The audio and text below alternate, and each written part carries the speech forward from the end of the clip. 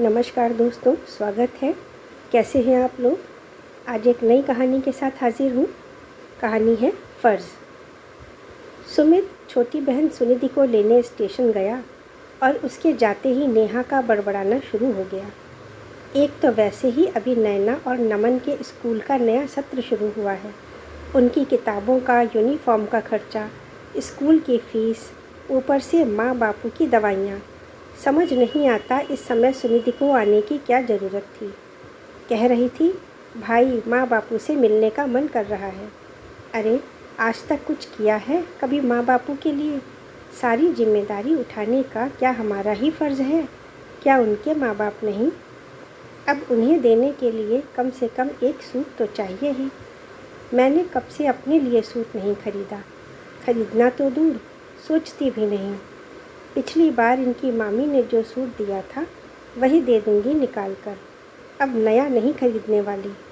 साल में 4 बार आएँ तो 4 बार सूट साड़ी दो। गनीमत है अकेली आ रही हैं, वरना पूरे घर भर का देना पड़ता।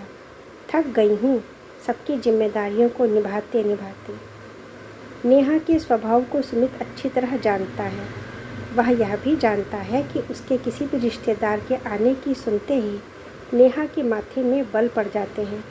घर में कोई भी आए, सुमित की कोशिश रहती कि कोई ऐसी बात ना हो कि आने वाले को अपमान महसूस हो।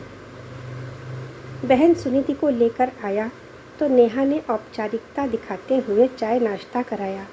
खाने के समय भी नेहा ने जो बनाया सबने चुपचाप खा लिया।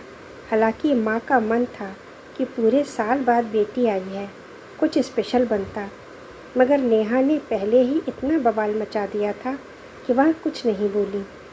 हालांकि सभी जानते थे कि नेहा अपने भाई बहनों के आने पर कितना उत्साहित रहती है। कितना भी खातिर करे उसे कम ही लगता है। लेकिन सुनिधि के लिए कैसा रूखापन दिखा रही है। सुमित जानता था कि बहन सुनिधि के घर की माली हालत अच्छी नहीं। वह कहीं भी ज़्यादा खर्चा नहीं कर पाती, इसलिए वह कुछ न कहता, बल्कि चुपचाप बहन की मदद कर दिया करता। पर नेहा, उसे कौन समझाए? वह तो हजारों खर्च करने वालों से ही खुश होती थी। नेहा का रूखा व्यवहार सुमित को अच्छा न लगा। उस समय वह माँ की तरह चुप रह गया। सोचा बाद में खुलकर बात करेगा इस बारे में। सुनिधि एक रात रुकी और सुबह जाने के लिए तैयार हो गई। चलते समय इतना ही कहा, अपना और भाभी का भी ध्यान रखा करें। सुनिधि आई और चली गई। उसके जाते ही नेहा सोफे पर पसर गई और बोली, हम चाहे कितना भी कर दें, पर आपकी बहन से ये भी नहीं होता कि कम से कम बच्चों के हाथ में 100-100 रुपए ही रख दें। बस हमारे देने में कमी नहीं होनी चाहिए। कहकर उसने एक लंबी सी सांस ली और बड़बड़ाती हुई कमरे में चली गई। रात में बात करूँगा ये सोचकर सुमित ऑफिस चला गया। बाकी सब अपने अपने काम में लग गए। रात में सुमित ने सुनिधि के घर के हालात बताते हुए नेहा को समझाने की कोशिश की, पर वह जैसे कुछ सुनना समझना ही नहीं चाहती थी। रात को सोते समय सुमित की नज़र उसके कमरे के कोने में रखी एक बैग पर पड़ी। उसे याद आया कि ये बैग तो सुनिधि लाई थी। उसने तुरंत नेहा से कहा, शायद जल्दी में सुनिधि अपना बैग भूल गई। नेहा ने तंज कसते हुए कहा, तो क्या 4 दिन बाद इसे लेने के बहाने से फिर आ जाएंगी? उनका क्या? सुमित दुखी हो गया। उसने नेहा से बैग उठाने को कहा। नेहा ने बैग खोलकर देखा तो सन्न रह गई। उसमें कुछ कपड़े, खिलौने और एक सफ़ेद रंग का लिफाफा था, जिसमें कुछ 500 के तथा 2 नोट 2000 के थे। एक छोटा सा कागज़ जिस पर लिखा था, भाई कुछ कपड़े व खिलौने भाभी और बच्चों के लिए उपहार स्वरूप हैं। रुपए आपके व माँ बापू के लिए, कुछ ले लेना। अगर मैं कुछ लाती तो आप कभी स्वीकार नहीं करते। अपने हाथ से आपको देती तो लेते नहीं, इसलिए रख कर जा रही हूँ। आप मुझसे बड़े हो, सदा आपसे लेती रही हूँ। पहली बार कुछ दिया है, इनकार मत करना। तुम्हारी बहन। सुमित की आंखों में नमी छा गई। वह मन ही मन फुसफुसाया, मेरी छोटी बहन कितनी बड़ी हो गई।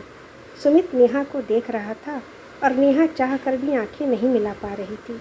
सुमित मन ही मन सोच रहा था, एक रात के लिए मायके में आकर बेटियां क्या ले जाती हैं। अपने घर में सब कुछ होने पर भी मायके में आने के लिए बंद पिंजरे के पंछी की तरह फड़फड़ाती हैं। आज नेहा के रूखे व्यवहार और अनेक प्रश्नों का जवाब सुनिधि इस तरह चुपचाप दे गई थी। नेहा जल्दी जल्दी रुपए और कपड़े समेट रही थी, पर सुमित समझ रहा था कि भाभी की चाह पूरी करने के लिए बहन ने कितने मुश्किल से ये खर्चा किया होगा। कोई बात नहीं, मैं तो हर संकट में उसके साथ हूँ। वह रिश्तों को बनाए रखने के लिए अपना फ़र्ज़ निभा रही, तो मैं भी उसके प्रति अपने फ़र्ज़ से पीछे नहीं हटूँगा। भाई दूर जाने वाला है, मैं ही चला जाऊँगा उसके घर उसका शगुन देने। चुपचाप छत को ताकते हुए सुमित अचानक बहुत भावुक हो गया था। तो दोस्तों, कहानी कैसी लगी? सचमुच बेटियां हमेशा मायके से लेने नहीं आती, बल्कि अपने पीछे अपनी यादों का संसार छोड़ जाती हैं, अपने बचपन की यादों का और अपने वर्तमान समय की यादों का। उन्हें तो बस प्यार और विश्वास चाहिए होता है अपनों का।